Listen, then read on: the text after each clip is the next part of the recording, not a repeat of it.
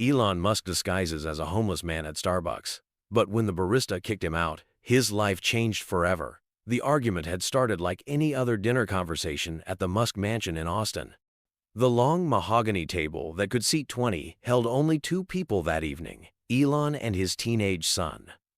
Their plates of barely touched salmon sat between them like a barrier, the chef's careful plating now destroyed by distracted forks pushing food around. "Dad, you just don't get it," X said, dropping his fork with a clang that echoed through the cavernous dining room. "You live in this bubble." Elon looked up from his phone where he'd been absently scrolling through X's feed.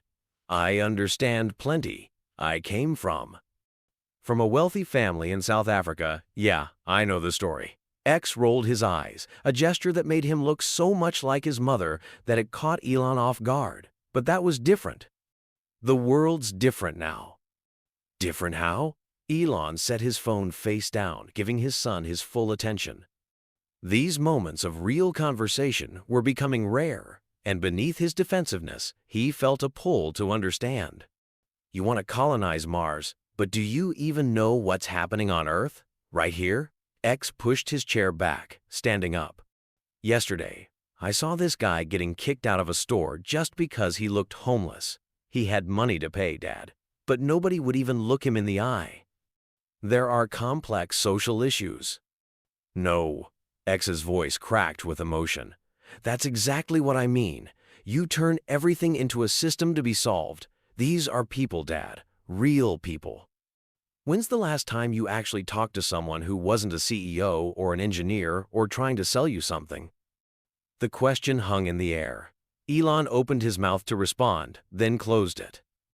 He thought about his daily interactions, executives, assistants, employees who jumped to attention when he walked into a room, journalists who either worshipped or despised him. When was the last time he'd had a genuine interaction with someone who didn't know who he was?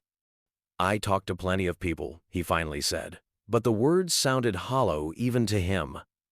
X shook his head, a mix of disappointment and something else. Was it pity? Crossing his face. "Dad, you have no idea what real people go through. You couldn't last a day in their shoes." "That's not fair. I've worked hard." "I'm not saying you haven't worked hard, but now you're so disconnected. You post about helping humanity, but when's the last time you helped an actual human being? Not with money, not with a company, just helped them?" The words hit harder than Elon expected. He watched as his son grabbed his jacket and headed for the door. "Where are you going?" "To Sarah's house. Her mom makes dinner every night, and they actually talk to each other." The door closed behind him with a soft click that somehow felt louder than if he'd slammed it. Elon sat alone in the vast dining room, his son's words echoing in his head. The house felt impossibly empty. He pulled out his phone again, opening X to post something witty about the conversation, his usual defense mechanism. But his fingers hesitated over the keyboard. Instead, he found himself scrolling through local news stories. A homeless encampment being cleared out near downtown. A Starbucks changing its policies about non-paying customers using their bathrooms. Comment sections full of people arguing about human dignity versus business rights. At midnight, he was still reading, going down a rabbit hole of social media posts about homelessness in Austin. Stories of people who'd lost everything in medical bankruptcies. Tech workers who'd been laid off and couldn't make rent. Veterans who'd fallen through the cracks of the system. By 2 a.m., he was in his massive closet, pushing past designer suits and custom-made shirts, searching for something specific. In the back, he found an old hoodie from his PayPal days, worn and faded.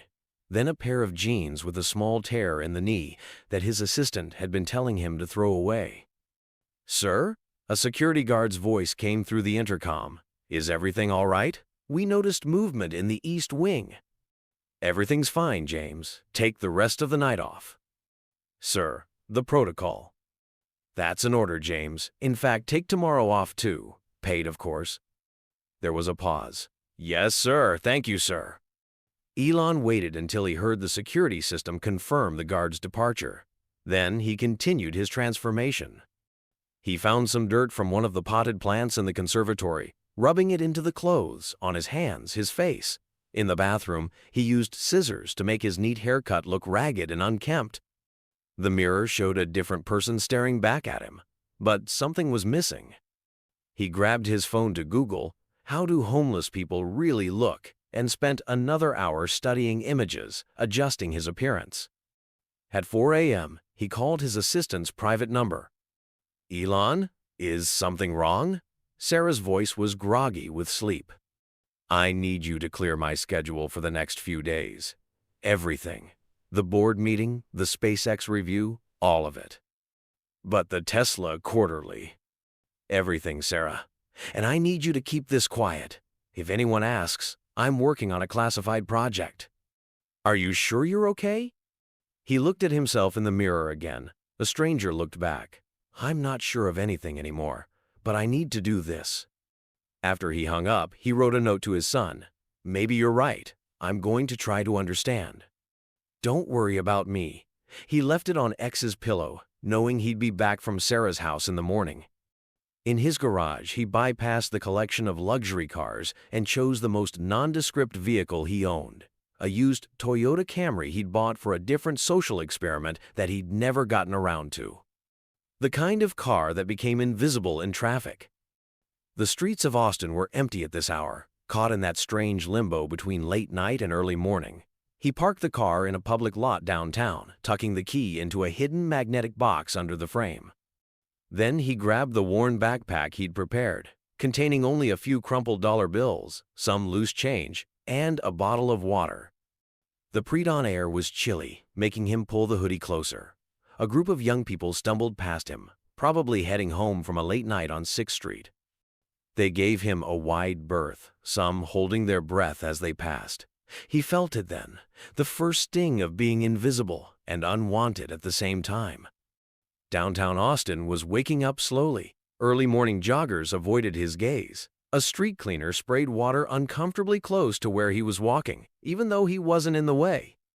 A police car slowed down as it passed him, the officer watching him with suspicious eyes. He walked for hours, waiting for businesses to open, trying to mimic the gait and posture of the other homeless people he saw. Some nodded at him with a kind of weary recognition. One man, bundled in layers despite the warming morning, actually tried to share a half-eaten breakfast taco with him. "You're new out here," the man said. "First rule, stay away from the tourist areas. Cops will run you off quick." "Thanks," Elon mumbled, trying to disguise his voice. "Any place that's safe?" The man, who introduced himself as Ray, pointed toward South Congress. "Coffee shop down there sometimes lets us use their bathroom if we buy something. Manager's decent when she's working. Just don't make a mess or stay too long."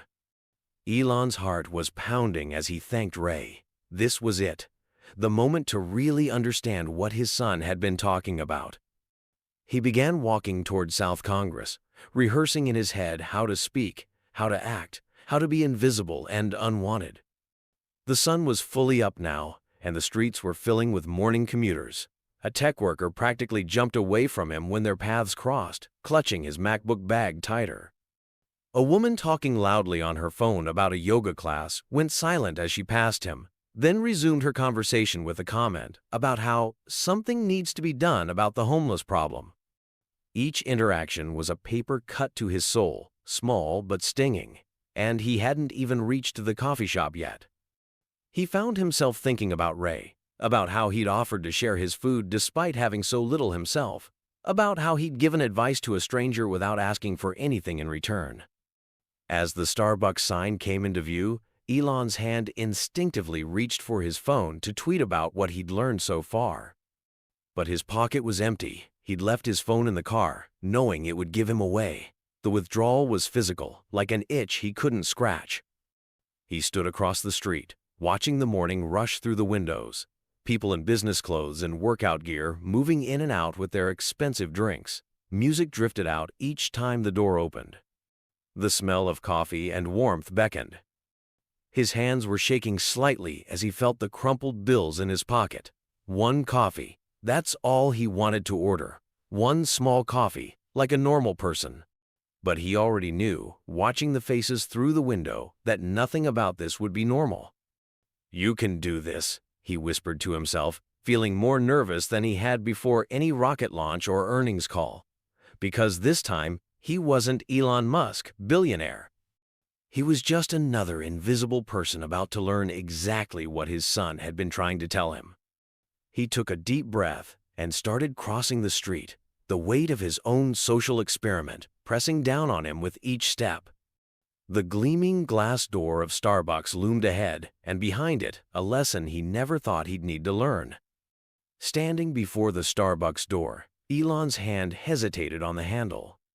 Through the glass, he could see the morning rush in full swing, a line of professionals checking their watches, baristas moving in choreographed efficiency behind the counter. Music and warm air leaked out each time someone opened the door. A young woman in yoga pants brushed past him to enter, pulling her mat closer as she passed. The door almost closed before he caught it, slipping inside behind her. The smell of coffee hit him immediately, along with the warmth he'd been craving since dawn. The conversations in the cafe dimmed noticeably. A businessman in an expensive suit took 2 steps away from the line, creating a bigger gap than necessary. The yoga woman had already disappeared to the far end of the counter. Elon shuffled toward the end of the line, keeping his eyes down like he'd seen Ray do earlier. His heart was pounding so hard he wondered if others could hear it. The barista at the register was young, probably college age, with carefully styled hair and a name tag that read Marcus. The line moved quickly, too quickly. Soon there was only one person between him and the counter. He could feel eyes on his back, hear the whispers. Is he actually going to order something? Someone should call security. I can't believe they let them just walk in. The businessman ahead of him finished his order. Triple shot oat milk latte, extra hot, and made a show of using his Apple Watch to pay, then stepped aside with an exaggerated movement to avoid any contact. Now it was his turn. Elon stepped forward, feeling the eyes of everyone in the store on him. He pulled out the crumpled $5 bill from his pocket. I'd like a small coffee, please." His voice came out rougher than he intended, partly act and partly from genuine emotion. Marcus the barista didn't look up from the register. Size? Just small, regular coffee. Tall, grande, or venti? There was an edge to Marcus's voice now. Behind him, someone in line sighed loudly. Elon felt his face flush under the dirt he'd applied. Tall, just a tall coffee. That's $3.45. Elon's hands shook slightly as he smoothed out the wrinkled bill on the counter. As he did, he noticed a woman in line had her phone out, pointed in his direction. Was she recording this? "Sir," a new voice cut through his awareness. A woman in her 40s with a manager's apron had appeared beside Marcus. Her name tag read, "Sarah. Sir, I need you to step aside. I'm just trying to buy coffee." The tremor in his voice wasn't acting anymore. "We reserve the right to refuse service," Sarah said, her voice carrying the practiced tone of someone who'd had this conversation before. "There's a shelter 3 blocks east that serves free coffee in the mornings." Elon felt his throat tighten. "But I have money. I'm a customer." "Sir, you're disturbing our customers. I'm going to have to ask you to leave." Sarah's hand was moving toward the phone on the counter, a clear threat to call security. The woman with the phone was definitely recording now. Other customers had their phones out too. Elon could feel the moment crystallizing around him, not as the social experiment he'd planned, but as something raw and real and painful. "Please," he said softly, the word catching in his throat. "It's cold outside. I just want to sit somewhere warm for a few minutes. I have money to pay." "Jackson," Sarah called to a male barista who was built like a football player. "Could you please escort this gentleman out?" Jackson started moving around the counter. Elon felt the presence of the large man behind him, not quite touching him but close enough to make it clear what would happen if he resisted.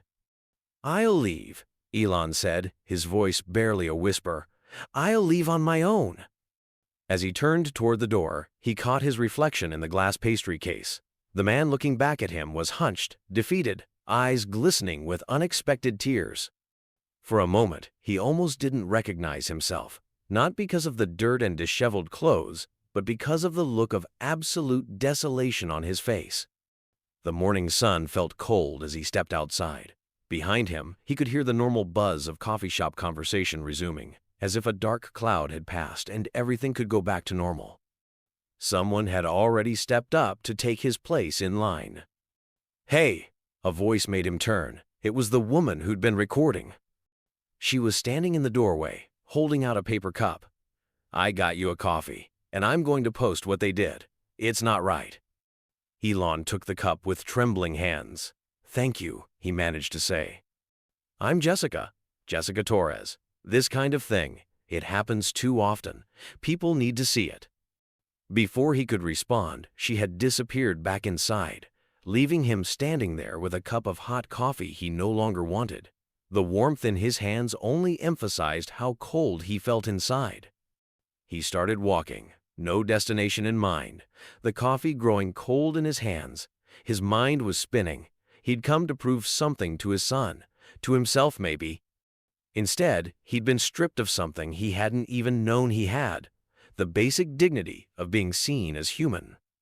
Near a bus stop, he saw Ray again, now sleeping on a bench. Without thinking, he placed the full coffee cup next to the man's worn backpack.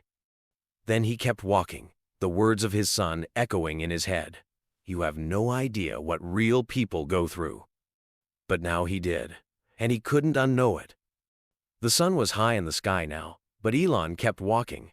He'd planned to reveal himself, to turn this into a teachable moment. His phone was still in his car, ready to document everything. But something stopped him. This wasn't about a viral moment or a social experiment anymore. This was about something much more fundamental, something his wealth and power and influence couldn't protect him from. For the first time in decades, Elon Musk, the man who could buy almost anything, had been deemed worthless, and no amount of money in his bank account could change how that felt. Jessica Torres sat in her small apartment, staring at her phone screen. She'd watched the video 20 times now, each viewing making her more certain about hitting the upload button. The afternoon sun cast long shadows through her window as she added the final touches to her post. He was quiet, had money to pay, and they still treated him like garbage. Boycott Starbucks. Her finger hovered over the post button.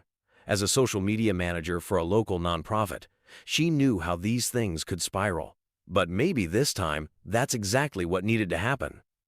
"What do you think?" she asked her roommate, Maya, who was peering over her shoulder. Maya watched the footage again. The way that manager looked at him, like he wasn't even human. "Post it." Jessica hit the button. Across town, in his parked Toyota, Elon finally checked his phone. He'd spent hours walking the streets, processing what had happened. Now, still in his disheveled disguise, he scrolled through his notifications, only to stop at a video that was already gaining traction. The footage was shaky but clear. His hunched figure at the counter, the crumpled bill, the manager's dismissive tone. But what caught him off guard was the comments section, already filling up with hundreds of responses. "This happened to my brother after he lost his job. Same store. That manager should be fired. This is what happens when we stop seeing people as people." His hands were shaking as he watched the view count climb. This wasn't how he'd planned to reveal his experiment. He'd imagined a controlled narrative, a teachable moment on his own terms. Instead, he was watching raw reality unfold in real time. His phone buzzed with a text from his son. "Dad, where are you? Been trying to reach you all day." Before he could respond, another notification popped up. The video had been shared by a major news outlet. Meanwhile, at the Starbucks, Sarah was ending her shift when her phone started blowing up with messages. Her daughter was the first to call. "Mom? Are you okay? There's this video." Sarah felt her stomach drop as she watched the footage. "I was just following protocol," she whispered, more to herself than to her daughter. "We've had incidents before." "Mom, it's everywhere. People are calling for you to be fired." Marcus, who was closing up, noticed Sarah's pale face. "Everything okay, boss?" She wordlessly handed him her phone. He watched, his confident demeanor crumbling as he recognized himself in the video. "Oh God," he muttered. "Oh God, oh God." The evening shift manager, Lisa, emerged from the back office. "Sarah, Marcus, we need to talk. Corporate is on the line." In a downtown office building, Starbucks regional manager Thomas Parker was having the worst evening of his career. His phone hadn't stopped ringing since the video went viral. "Yes, sir?" he said to his superior in Seattle. "I understand the severity. Yes, we're preparing a statement. No, we haven't identified the individual yet." His assistant knocked on his door. "Sir, it's getting worse. Check social media." The hashtag Boycott Starbucks was trending nationally. Celebrities were sharing the video. News outlets were calling for comments. And in the midst of it all, more stories were emerging. Similar incidents from across the country. People sharing their own experiences of being discriminated against based on their appearance.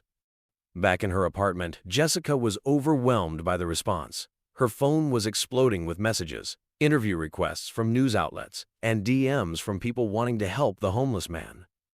"I never expected this," she told Maya, who was helping her sort through the messages. I couldn't stand by and watch it happen again." "Again?" Jessica's eyes welled up. "My dad.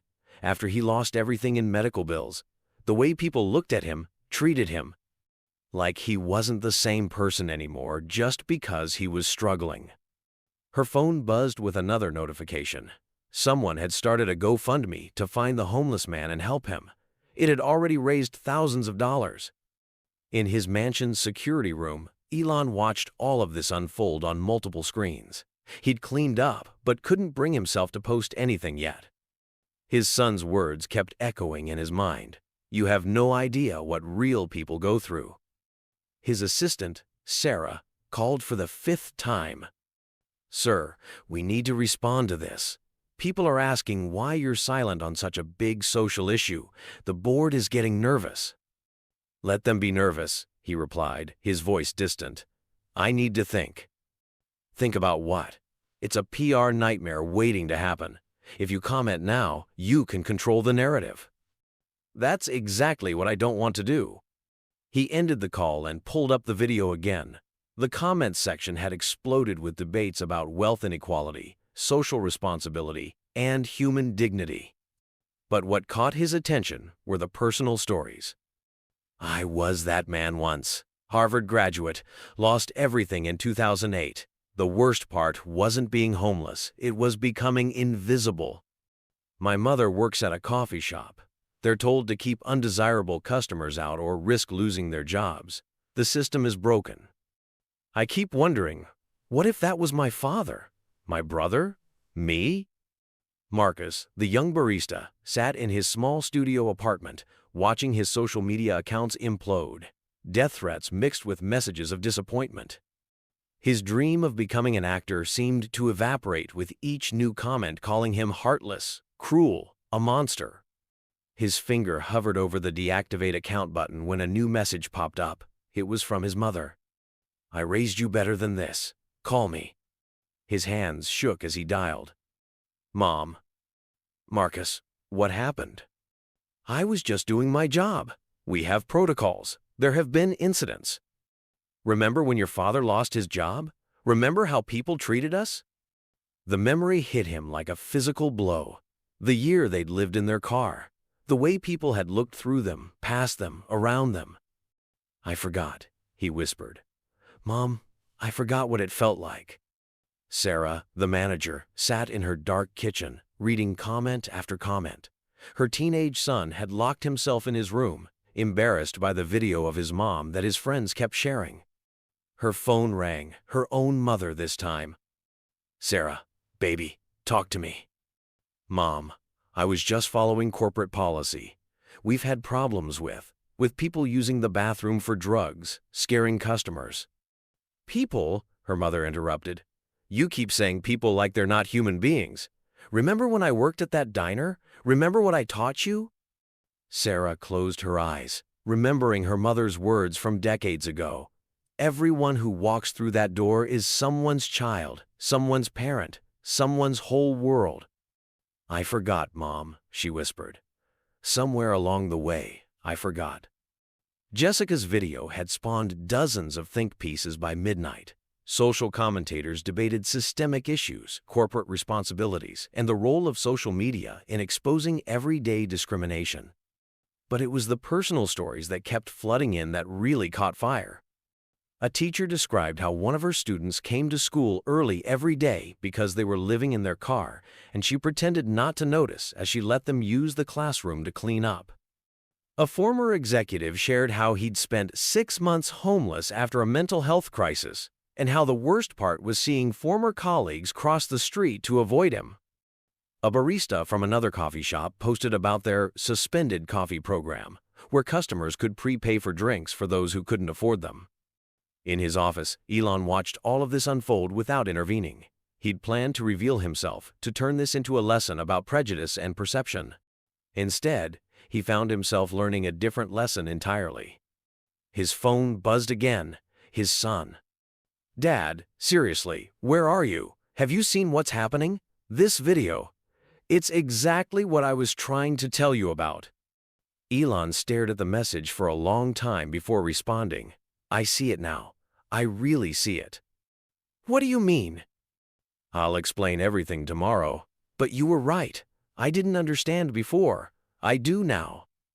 Meanwhile, the Starbucks corporate machine had sprung into action. Draft statements were being prepared, crisis management teams assembled. But something felt different about this one. It wasn't just angry customers or bad press. It was holding up a mirror to something deeper in society. Thomas Parker, the regional manager, sat in his office past midnight, drafting his 7th version of a corporate response. Each attempt felt hollow, filled with the usual corporate speak about investigating the incident and reaffirming our commitment to inclusivity. He deleted the draft and started again, this time typing from the heart. Today, we failed. Not just as a company, but as human beings. We're not going to hide behind corporate policies or procedures. We're going to do better because we must do better. Starting tomorrow, every Starbucks in my region will implement a suspended coffee program. But more importantly, we're going to retrain our staff not just in customer service, but in human dignity. His phone rang corporate headquarters. They wouldn't like his draft. It admitted too much liability, showed too much vulnerability, but for the first time in his career, he didn't care. As midnight turned to early morning, the video's view count passed 10 million. Boycott Starbucks had evolved into humanity first.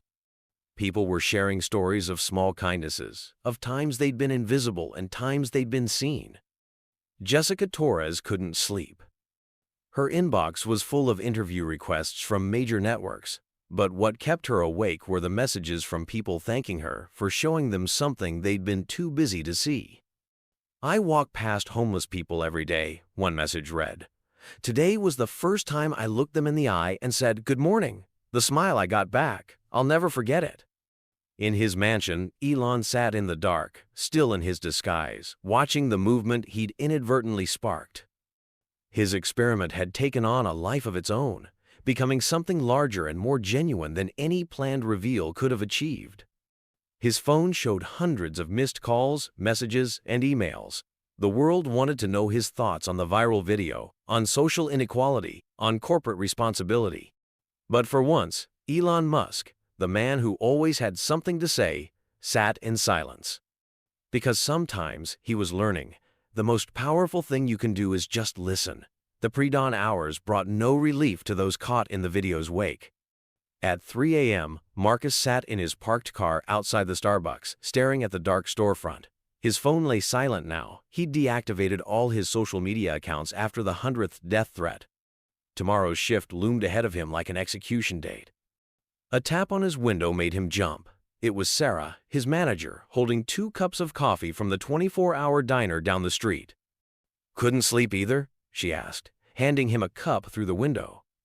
"I keep seeing his face," Marcus said, taking the coffee with trembling hands. "The way he looked when I know." Sarah leaned against his car, her breath visible in the cold night air. "I got a call from my daughter's school." She was crying in class because kids were sharing the video, calling her mom the evil Starbucks lady. They sat in silence for a moment, two people united by an unexpected infamy. "What do we do now?" Marcus asked. "We show up. We face it.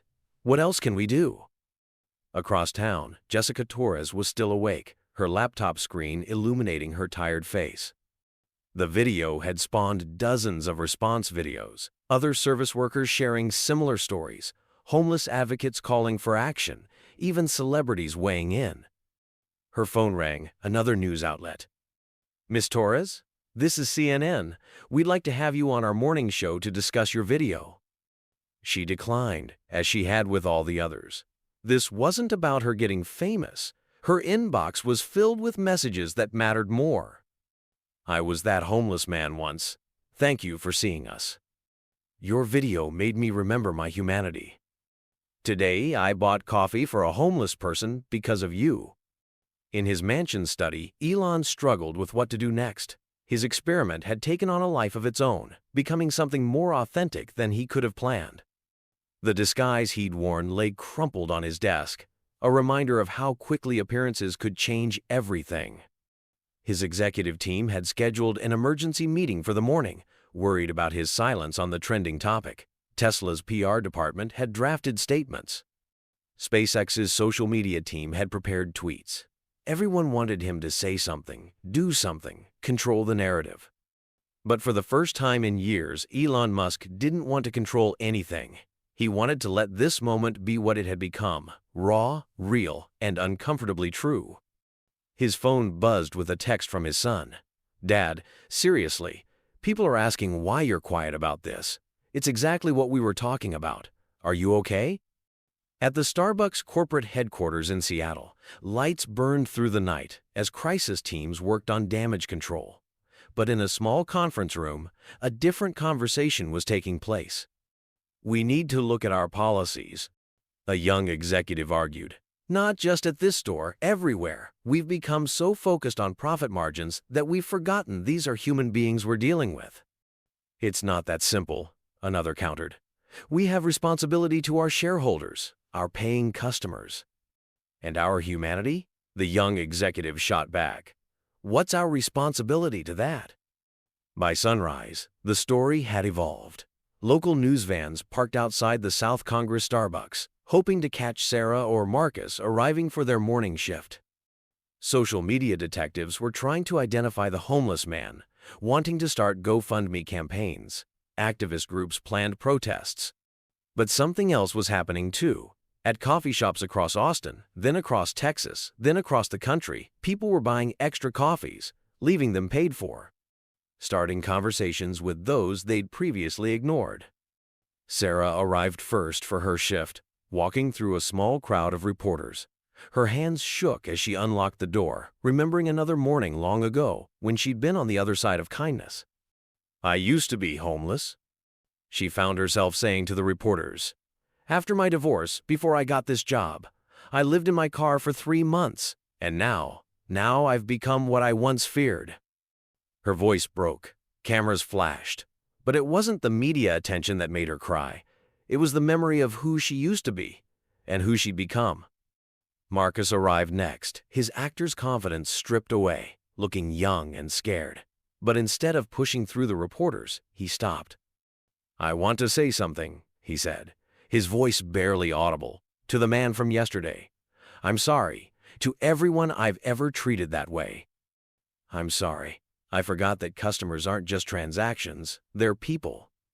Inside his car, parked around the corner, Elon watched the scene unfold on his phone's live stream. His disguise lay ready on the passenger seat.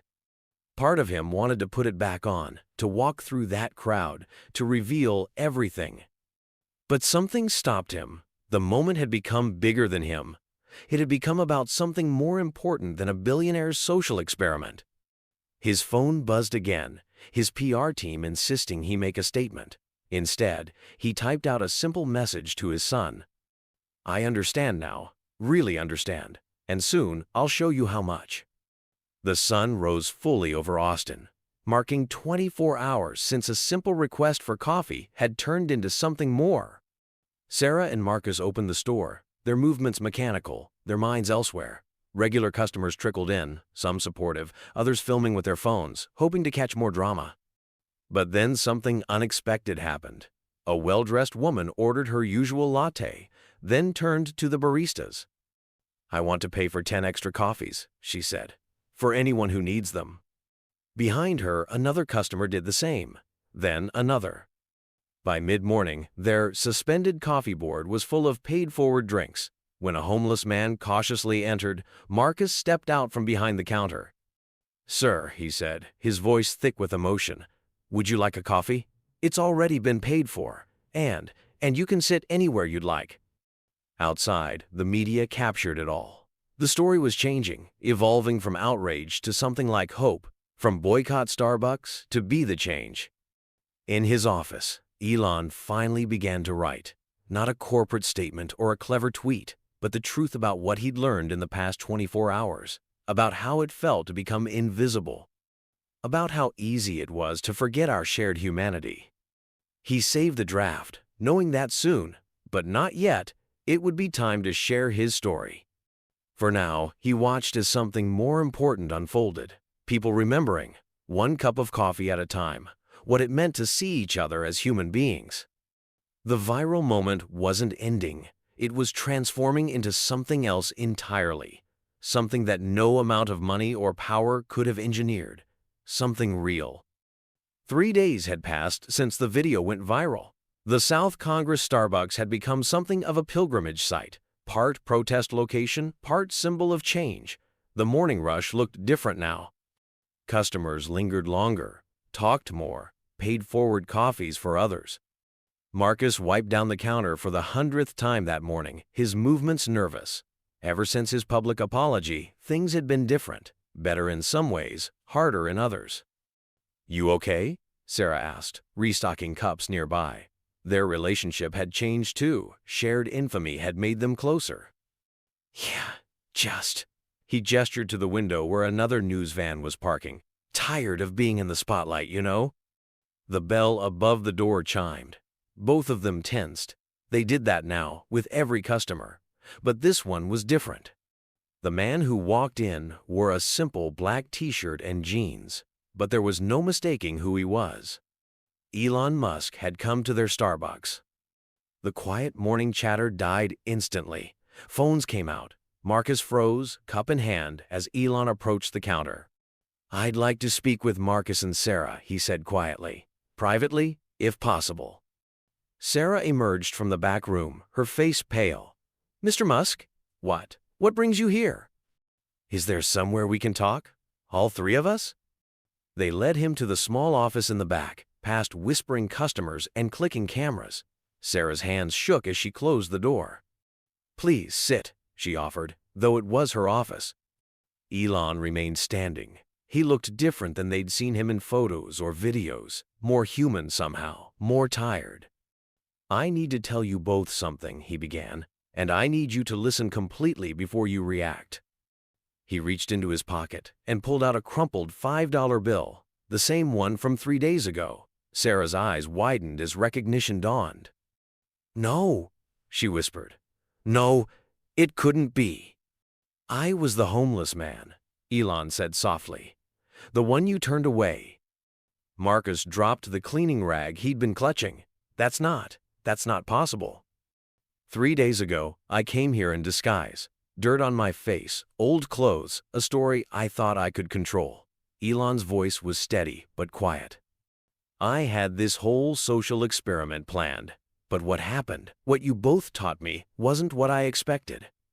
Sarah had to sit down. Her legs wouldn't hold her anymore. "We've been getting death threats," she said, her voice barely a whisper. My daughter can't go to school without being bullied." "I know," Elon replied, "and I'm partly responsible for that.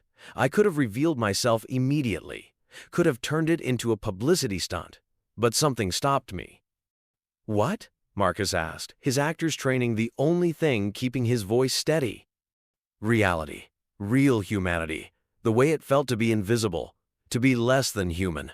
Elon pulled out his phone, showing them the original video. Watch my face here. That's not acting. That's what it feels like to be erased. They watched in silence. The footage they'd seen 100 times looked different now, knowing who was really in it. So what now? Sarah asked. You expose us further? Make an example of us? No. Elon shook his head. Now we fix things. Not just here, not just for show, but really fix things. Outside the office, the buzz of customers and cameras continued. Someone knocked on the door, probably the assistant manager wondering what was happening. I don't understand, Marcus said. Why tell us first? Why not just post about it? Because you deserve to hear it first. Because what happened here isn't just about me or you or a viral video. It's about something broken in all of us. Elon paused, choosing his words carefully. When's the last time you really looked at a homeless person? Really saw them? Sarah's eyes filled with tears. I used to be homeless. She admitted. Before this job, I used to pray someone would just see me, and then I became the person looking away. Exactly, Elon said softly. We all become what we fear, or what's easy, unless we consciously choose not to. Another knock on the door, more insistent this time. There are reporters outside, Marcus said. Cameras. Once you walk out there and tell them. I'm not going to tell them. What? You are. Both of you, if you want to. Sarah stood up, anger flashing through her tears. You want us to go out there and tell everyone we kicked Elon Musk out of Starbucks? Do you know what they'll do to us? I want you to tell the truth, your truth, about how easy it is to stop seeing people as human, about how we can all do better. Elon moved toward the door. But first, I want to buy a coffee. From both of you. As myself this time. The office felt too small suddenly, too intimate for the weight of what was happening. Sarah looked at Marcus, who nodded slowly. Okay, she said, but I have conditions. Name them. You don't get to make this just another rich person's story. You don't get to swoop in and save us with money or publicity. This has to be about real change. Elon smiled, the first real smile they'd seen from him. That's exactly what I was hoping you'd say. They emerged from the office to find the store packed. News must have spread that Elon Musk was there. Phones recorded everything as he approached the counter. Marcus took his place behind the register, his hands steady now. What can I get for you, sir? Small coffee, please. Regular. Elon placed the crumpled $5 bill on the counter, the same one from 3 days ago. Sarah stepped up beside Marcus. For here or to go? For here. And I'd like to pay for the next 10 customers too. As Marcus made the coffee, Elon turned to face the crowd of phones and cameras. But instead of speaking, he just sat at a table and took out his phone. The store fell silent as everyone's phones buzzed simultaneously. Elon Musk had just posted for the first time in 3 days. 3 days ago, I was kicked out of this Starbucks. Not as a billionaire, not as a CEO, but as a homeless man just trying to buy a coffee. What happened next taught me more about humanity than any business deal ever has. But this isn't my story to tell. Sarah and Marcus, would you like to share your side? Sarah stepped out from behind the counter, her apron suddenly feeling too heavy. Marcus joined her, both facing the sea of phones and expectant faces. My name is Sarah Mitchell, she began, her voice shaking. And 3 days ago, I forgot who I was, who I used to be, who we all could be. The revelation was happening, but not as anyone had expected. Not as a billionaire's social experiment, but as a human story about how easy it is to lose our humanity and how hard, but important, it is to find it again. Outside, more news vans were arriving. Inside, something real was happening. Something that couldn't be bought or planned or controlled. The truth was coming out, but it wasn't just Elon's truth. It was everyone's. Sarah's voice grew stronger as she continued her story, the cameras forgotten in the raw honesty of the moment. I lived in my car for 3 months after my divorce. Every morning, I'd try to wash up in public bathrooms, try to look presentable enough that people wouldn't know. And every day, I'd pray someone would just see me, really see me. She paused, wiping tears. Marcus placed a supportive hand on her shoulder. Then I got this job, worked my way up to manager, and somewhere along the way, I became what I once feared most, someone who looks right through people. The store was completely silent now, phones still recording, but their owners seemingly forgotten about them. Even the baristas had stopped working, caught in the gravity of the moment. Marcus stepped forward. "I'm an acting student," he said, his voice carrying the training he'd worked so hard for. "I've spent years learning how to become other people, to understand different lives. But 3 days ago, I forgot the most important part of acting, empathy." Elon sat quietly at his table, the untouched coffee growing cold. This wasn't his moment anymore. It belonged to them. When Mr. Musk came in, Marcus continued, "Disguised as a homeless man, I didn't see a human being. I saw a problem to be removed. I saw what I wanted to see, what was easiest to see." A reporter called out from the crowd, "Mr. Musk, why did you do this experiment?" But before Elon could answer, another voice spoke up. It was Jessica Torres, the woman who'd filmed the original video, pushing through the crowd. "Does it matter why he did it?" she asked, facing the cameras. "Isn't the real question why any of us need an experiment to show us how to be human?" She turned to Sarah and Marcus. "I filmed you that day because I was angry, because I'd seen it happen too many times. But standing here now, listening to your stories, maybe we're all part of the problem and the solution." The store's regular morning customers had gathered now, forming a circle around the impromptu confessional. An elderly woman stepped forward, clutching her regular morning tea. "I come here every day," she said. "For 3 years, I've sat by that window. How many people have I watched walk by? How many have I ignored?" One by one, others began to speak. A businessman admitted he took longer routes to avoid homeless areas.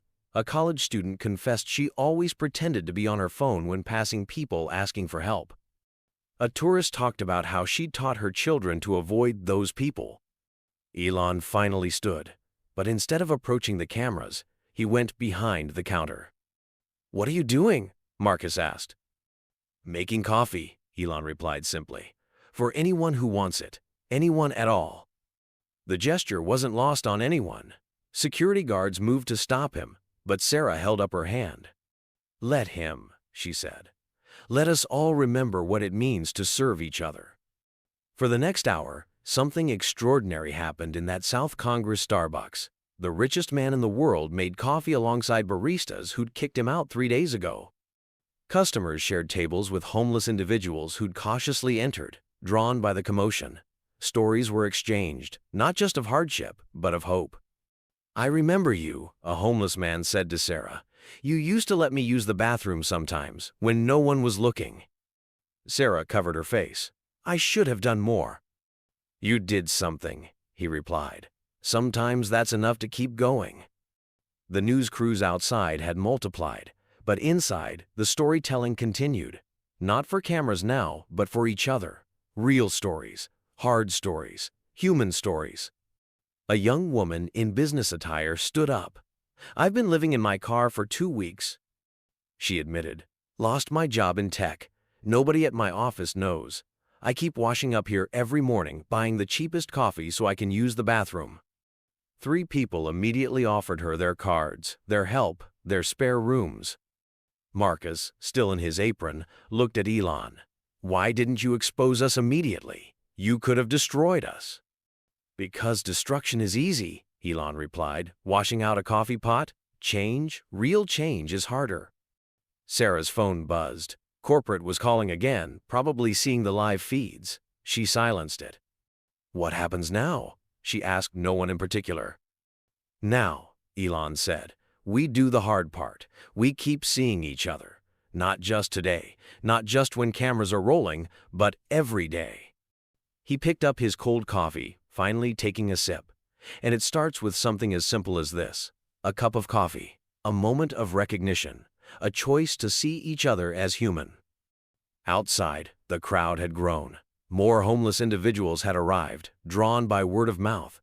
Regular customers were buying them coffee, sitting with them, listening to their stories. The viral video that had started it all played on someone's phone nearby, but it felt different now. The anger had transformed into something else, something like understanding.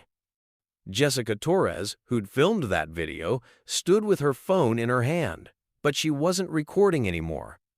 Instead, she was talking to the homeless man she'd seen every day on her way to work but had never really spoken to. "I'm Tom," he was saying. "I used to be a teacher."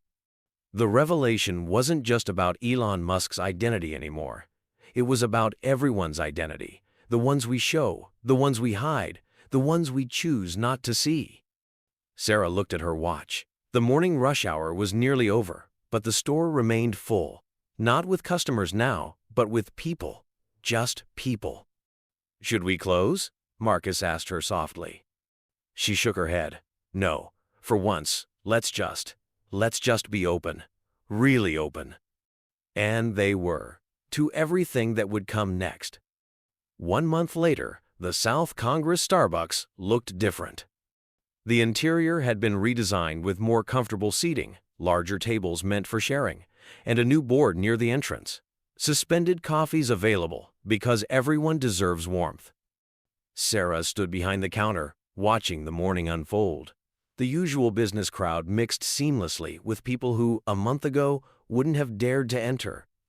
The us versus them mentality had dissolved into something more human. "Morning, Sarah," Tom, the former teacher, called out as he entered. He wasn't a homeless customer anymore. The community had helped him find both housing and a part-time tutoring job. But he still came every morning. "The usual Tom?" Marcus asked, already reaching for a cup. "Actually, I'm buying today." Tom placed a 20 on the counter, for the next few people who need it. The door chimed again. Elon Musk walked in, this time dressed casually in jeans and a black t-shirt. No cameras followed him anymore. His weekly visits had become normal, almost routine.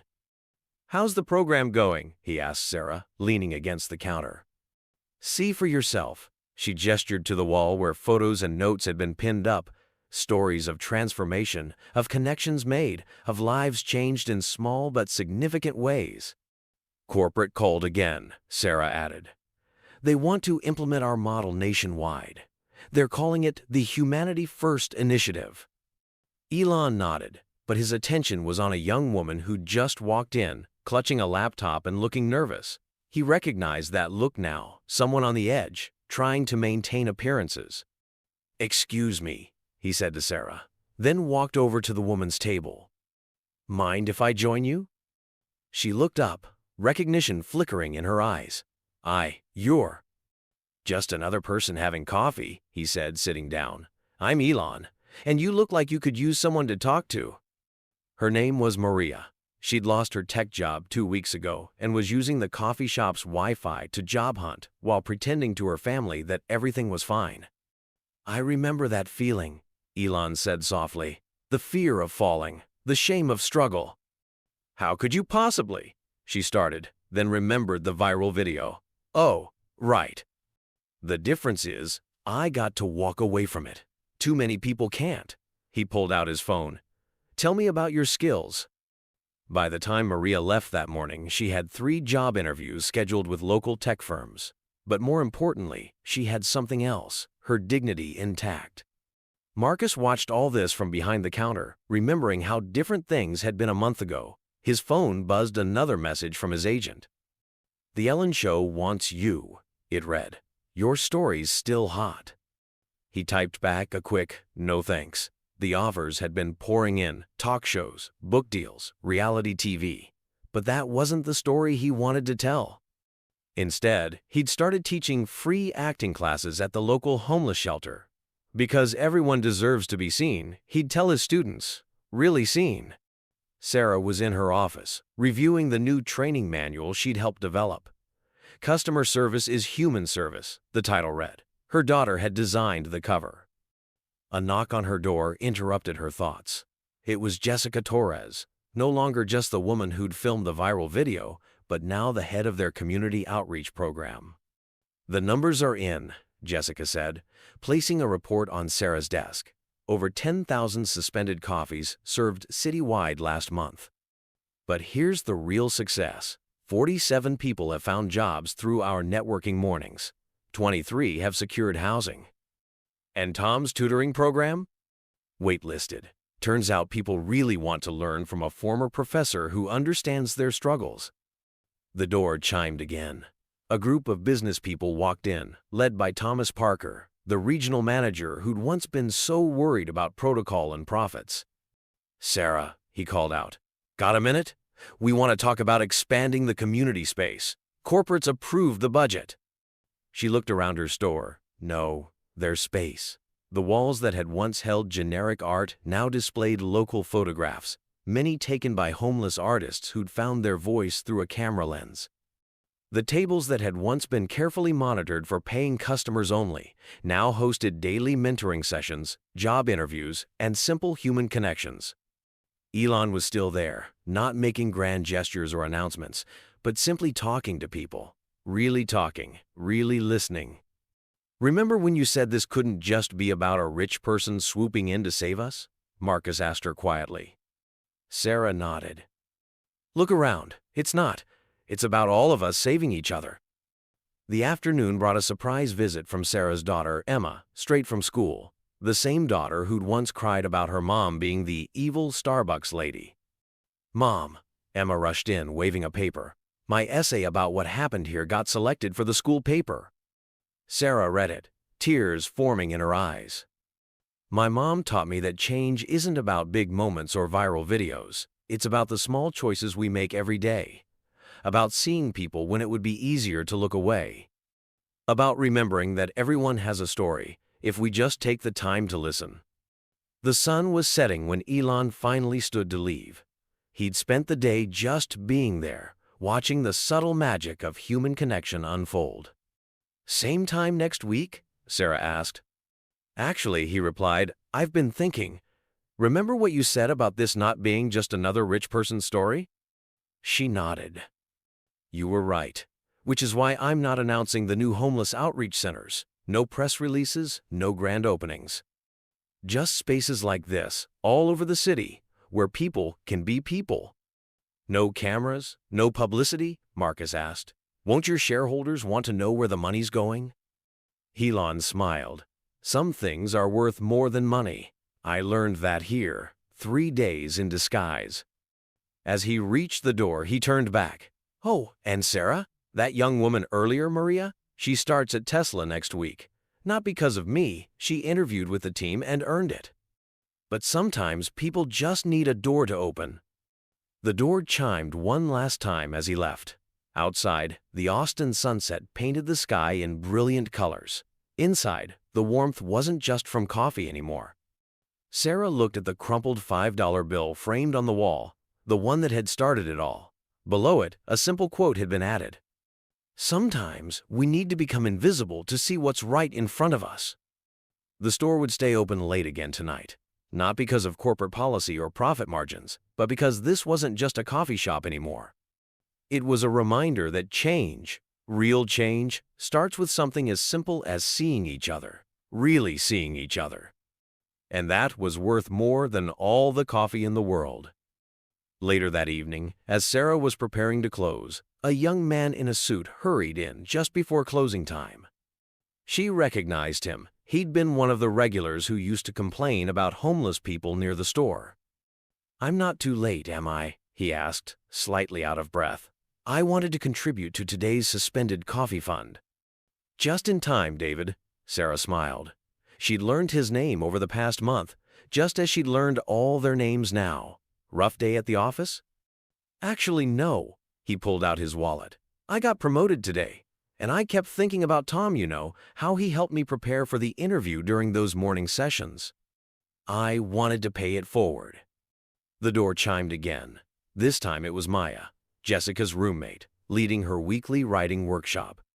The tables were quickly rearranged as people filed in, some in business attire, others in worn clothes, all clutching notebooks. "Mind if we stay open a bit longer?" Maya asked Sarah. "You know the new rules," Sarah replied, handing out fresh coffees. "As long as there's purpose, we're open." The writing group had started spontaneously after one of their regular homeless visitors mentioned he'd always wanted to write his story. Now it was standing room only, with published authors sometimes dropping in to offer guidance. Marcus, finishing his shift, joined the circle instead of heading home. He'd been working on a play about their experience, but not the viral video part. He was writing about what came after, the harder, more beautiful part of real change. "I have a new piece," an elderly woman announced. Sarah recognized her as Mrs. Chen, who used to hurry past their homeless customers. Now she was reading a poem about sharing her morning tea with a stranger who became a friend. Outside, the Austin night was alive with possibility. Through the windows, Sarah could see other changes in their little corner of the world. The hostile architecture that had once prevented people from resting had been replaced with dignified benches. The alley that had been a source of complaints now hosted a community garden. Her phone buzzed, a message from Elon. Just approved funding for 10 more community centers. No press release needed. The change speaks for itself. She smiled, remembering his words from earlier about some things being worth more than money. Her own bank account was proof of that. She'd turned down several lucrative offers to manage upscale stores, choosing to stay here where the real work was happening. "Sarah?" It was Marcus, holding up his notebook. "I think I finally figured out how to end the play." How? Not with the big revelation, not with the viral moment, but with a simple cup of coffee being passed from one person to another. Because that's what it's really about, isn't it? Those small moments of connection. As if on cue, Tom stood up from the writing group. "I have an announcement," he said. "Thanks to everyone's support, I'm starting full-time at the high school next week. But I'm keeping my morning tutoring sessions here. Some debts can't be repaid with money." The room erupted in applause. Sarah watched as people hugged, cried, celebrated, not as customers or homeless or employees, but as humans sharing in another human's joy. The store would officially close in an hour, but Sarah knew they'd probably stay later. The corporate manual had been rewritten to prioritize community over closing times, humanity over regulations. "You know what's funny?" Marcus said, helping her clean up even though his shift was long over. "I always wanted to be an actor to touch people's lives through stories. Turns out I was already in the most important story of all." Through the window, she could see Jessica filming again. Not confrontations this time, but connections. Small moments of daily grace that reminded everyone that change wasn't about viral videos or grand gestures. It was about remembering, every day, that we're all just people trying to find our way home.